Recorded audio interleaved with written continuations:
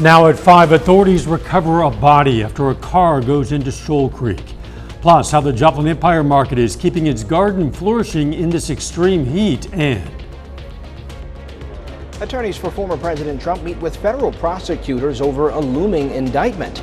I'm Skyler Henry in Washington with more from the meeting in the special counsel's office.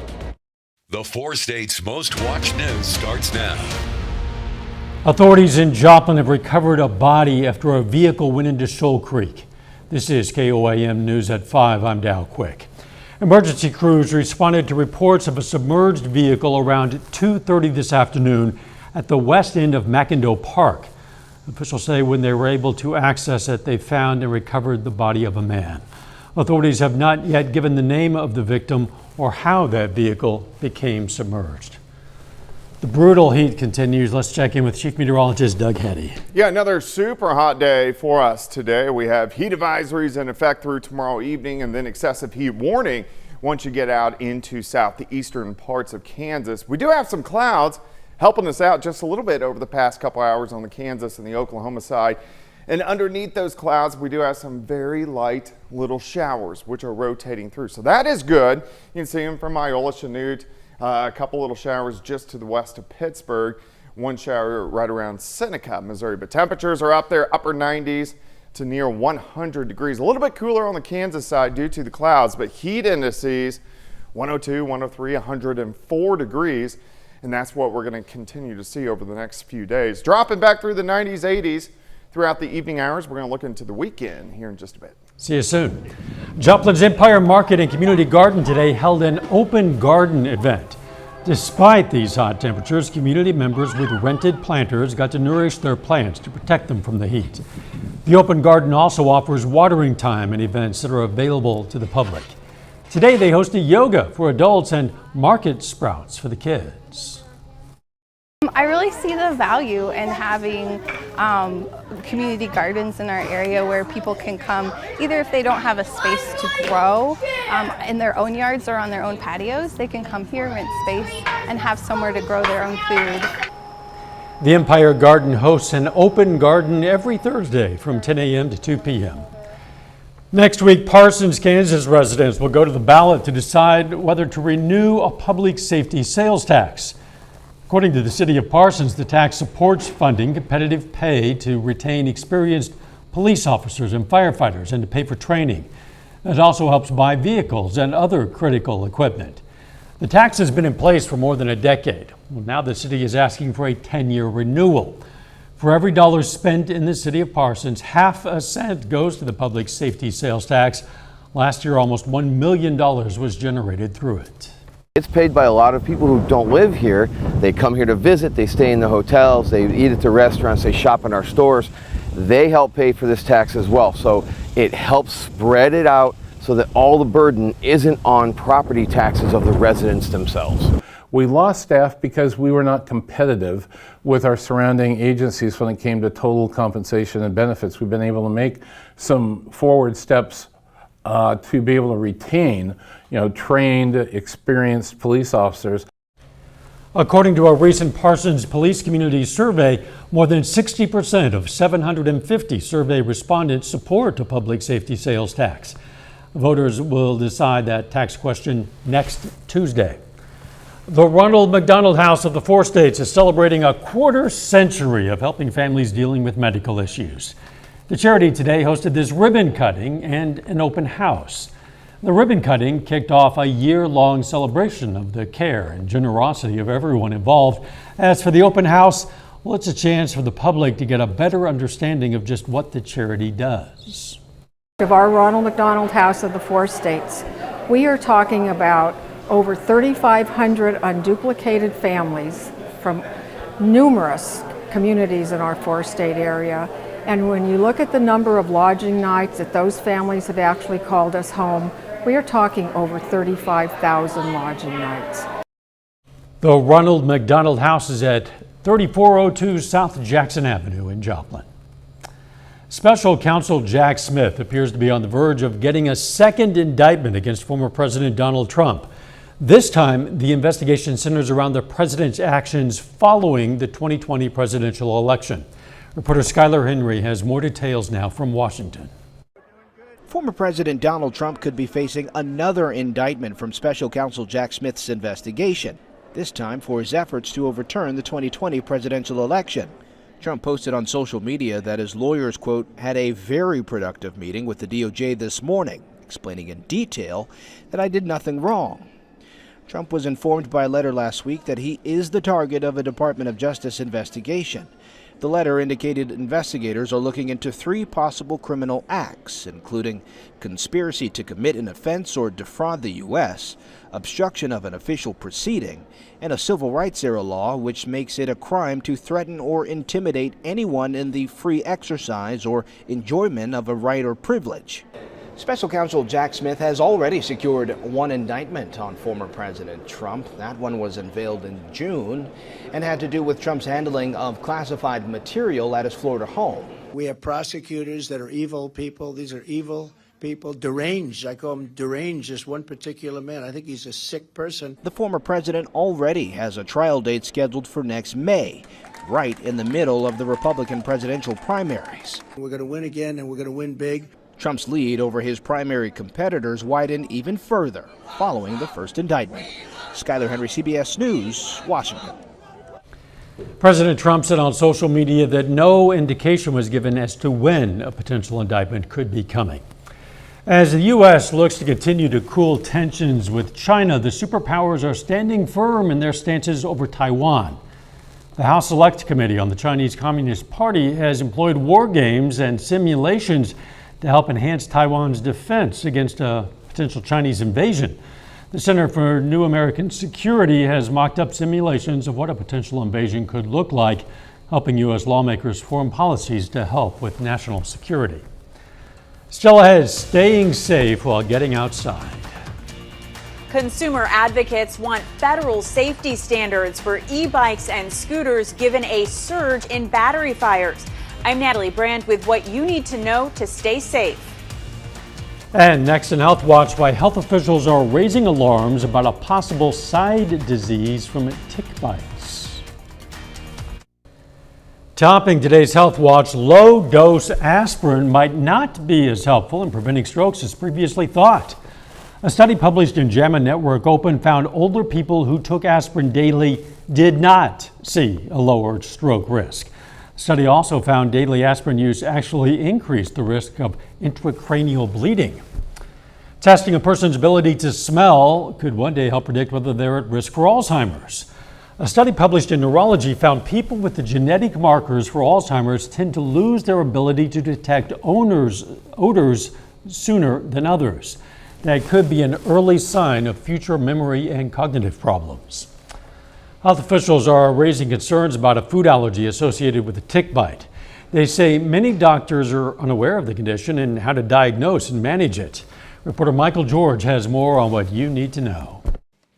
Symptoms of alpha-gal syndrome, or AGS, can appear 2 to 6 hours after eating meat or dairy products and can include hives or rash, nausea or vomiting, and swelling of the lips, throat, tongue, or eyelids. Now, a new CDC report shows there were more than 90,000 cases between 2017 and 2022. But because some people may not be diagnosed or tested, it's estimated as many as 450,000 have been affected since 2010.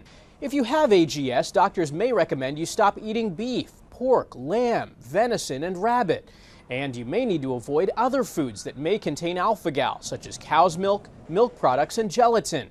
One national survey of healthcare providers finds nearly half have never heard of alpha-gal syndrome, and about 1/3 report they are not too confident in their ability to diagnose or manage patients. The CDC says clinicians need to stress tick bite prevention with patients, including using EPA-registered insect repellents and doing tick checks after being outdoors. Experts say more research, tick surveillance, and education is needed to better understand this emerging condition. Michael George, CBS News, New York. The CDC says while alpha-gal syndrome can develop in any person at any age, most cases are seen in adults. Pregnant women who don't eat enough fiber could inadvertently delay their child's cognitive development. Yeah, a study in Japan found that children of mothers who ate low amounts of fiber were more likely to have delays in developing communication, problem solving, and social skills. Researchers even found delays in movement and coordination. And that is a look at today's health news. A little bit later, how automakers are coming together to increase the number of electric vehicle chargers in the U.S. Plus, no relief in sight from the extreme heat. We're going to look at that coming up.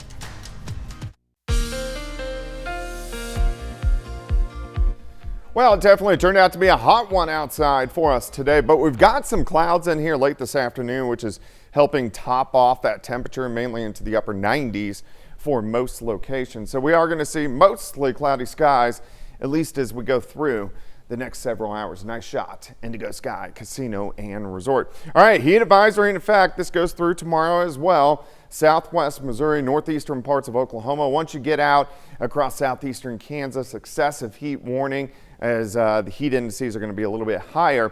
But it's 93 now in Nevada, 94 in Neosho. Lower 90s on the Kansas and the Oklahoma side due to the clouds, which have thickened up a bit over the past couple hours. So it's actually dropped our temperatures a bit over the past 2 hours. Feels like 98. Southwesterly winds at about 10 to 15, and our humidity is up there. Look at our dew points, anywhere from 65 to 75. So if we look at our dew point tracker, that puts us in that sticky all the way up to soupy range across the region. So heat indices, upper 90s to lower triple digits. These were higher just a couple hours ago before the clouds started to roll in. Also a little breezy for us today. We've had these southwesterly winds at about 10 to 20, and then at times we've been getting gusts higher than that, 20, 25, upwards to 30 miles per hour at times. So it's going to stay a little breezy. We'll drop back through the 90s, 80s, most of us upper 70s later on tonight. We have plenty of sunshine, then a weak little wave kind of pushing through, giving us some clouds, and even a couple random light little showers are kind of pushing through. You can see a couple little sprinkles from Nevada, Fort Scott, a little bigger shower on the northwest side of Pittsburgh. And then even if we head south, you can see a couple little showers through parts of Ottawa County and also Newton County in southwestern parts of Missouri, but still dominated by the big dome of high pressure. Until that breaks down, we're going to be dealing with the heat and the humidity across the region. Any showers that we have out there now are going to rotate through as we go through the evening hours. We start the day tomorrow near 80. Still a lot of clouds. We can't rule out an isolated pop-up shower tomorrow. Mid-90s by noon, and most of us about 100, 101 degrees once again, but a few isolated little showers trying to pop up late in the day. Tomorrow night, we may have a little better shot to get some scattered showers in here late tomorrow night. So this is 6 a.m. on Saturday, and then kind of rotate out of here Saturday morning, and then Saturday afternoon, hot, humid again. High temperatures right around 100 degrees. Day planner for you, 79 to start, 92 by noon, 97 by 4, high temp right around 101. Plus our heat indices are going to be up there. Heat index about 105 once again for us tomorrow. Let's go into Saturday. Heat indices once again right around 105 degrees. Also a little bit breezy still. We're going to have winds gusting 20 to about 25 for us tomorrow. All right, 101 tomorrow, heat advisory continues. So an alert day, 100 Saturday, some morning showers. 102 on Sunday, and then it gets a little bit hotter, so we're going to make Monday through Wednesday possible alert days as the heat increases, and then at least some relief back into the 90s late next week. Doesn't feel like a little bit hotter should even be a possibility. I know, kind of crazy. Bumping up on the ceiling now. Thanks, Doug. President Biden has announced new measures aimed at helping communities all across the U.S. deal with these soaring temperatures. The president is directing the U.S. Labor Department to ramp up protections for people working outside in this unrelenting heat. The White House says it's also working on improving weather forecasts and providing more accessible drinking water to Americans. Coming up, the push to improve regulations for lithium batteries on e-bikes and scooters. Topping today's Consumer Watch, 7 major automakers are joining forces to double the number of fast electric vehicle chargers in North America. The effort's intended to persuade more people to buy EVs. BMW, General Motors, Honda, Hyundai, Kia, Mercedes-Benz, and Stellantis will invest at least $1 billion in that joint venture. In an announcement, the automaker said 30,000 charging ports will be built in along major highways, especially those that are used by vacationers and other travelers. As e-bikes have multiplied across the country, so have tragedies involving their volatile lithium batteries. The Consumer Product Safety Commission today held a public hearing to discuss national safety standards for battery-powered scooters and bicycles and hoverboards. Reporter Natalie Brand was there.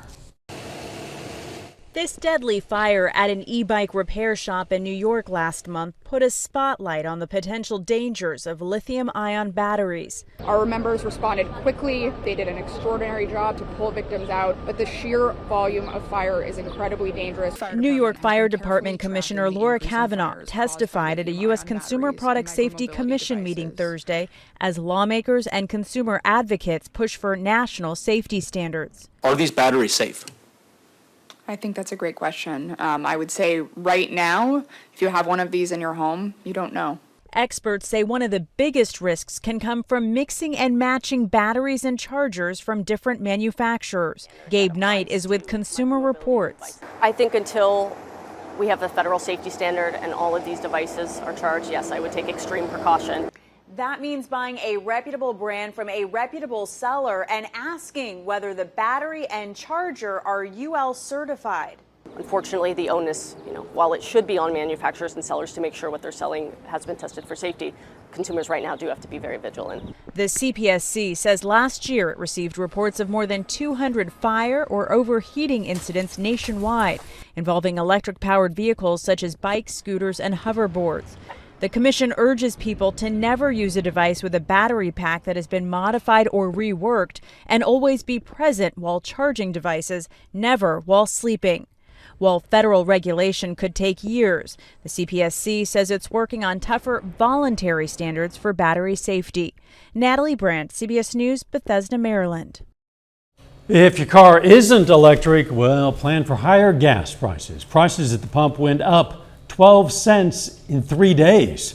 According to AAA, the national average for regular gasoline climbed 2 cents just today to $3.71 a gallon. That's the highest in 8 months. The sudden spike is partly due to a jump in oil prices as recession fears fade and OPEC cuts production. Another potential issue, the extreme heat. A final check of the forecast next.